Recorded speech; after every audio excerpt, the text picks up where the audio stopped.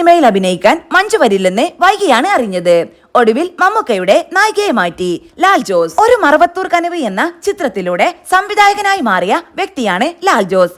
മമ്മൂട്ടി, ദിവ്യ ഉണ്ണി, ബിജു മേനോൻ, മോഹിനി തുടങ്ങിയവർ പ്രധാന വേഷത്തിലെത്തിയ ചിത്രത്തിന് തിരക്കഥ ഒരുക്കിയത് ശ്രീനിവാസനായിരുന്നു.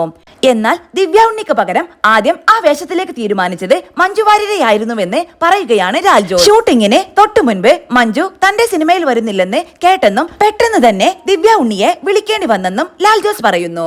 ദിലീപുമായുള്ള മഞ്ജുവിന്റെ അടുപ്പം അന്ന് വലിയ വാർത്തയായി മാറിയപ്പോൾ മഞ്ജുവിന്റെ പിതാവിന് ദിലീപിന്റെ സുഹൃത്തായ തന്റെ സിനിമയിൽ മഞ്ജു അഭിനയിക്കുന്നതിൽ എതിർപ്പുണ്ടായതാണ് അതിന് കാരണമെന്നും ലാൽ ജോസ് പറഞ്ഞു. പിന്നീട് സിനിമയിലെ 2 നായികമാരെയും തനിക്ക് മാറ്റേണ്ടി വന്നെന്നും അദ്ദേഹം കൂട്ടിച്ചേർത്തു.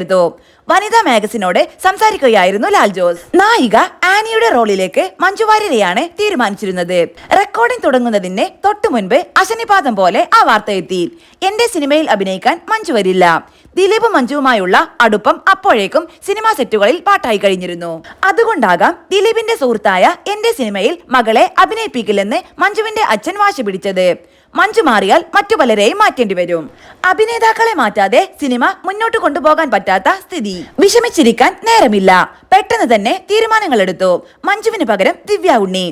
ബിജുമേനോന്റെ നായികയായി നിശ്ചയിച്ചിരുന്ന ശ്രീലക്ഷ്മിക്ക് പകരം മോഹിനി. മാറ്റങ്ങൾ അറിഞ്ഞപ്പോൾ മമ്മൂക്കയ്ക്ക് സംശയം. ദിവ്യയുമായുള്ള പ്രായ വ്യത്യാസം പ്രണയരംഗങ്ങൾക്ക് യോജിക്കാതെ വരുമോ? ഞാൻ സമാധാനിപ്പിച്ചു. ഇല്ല മമ്മൂക്ക, ഒന്നാമത് നായികക്ക് നായകനോട് വൺ സൈഡ് പ്രേമമാണ്. പിന്നെ ഇന്റിമസി സീനുകൾ ഒന്നും സിനിമയിലില്ല. അങ്ങനെ മഞ്ജുവിന് പകരം ദിവ്യ എത്തി, ലാൽ ജോസ് പറയുന്നു.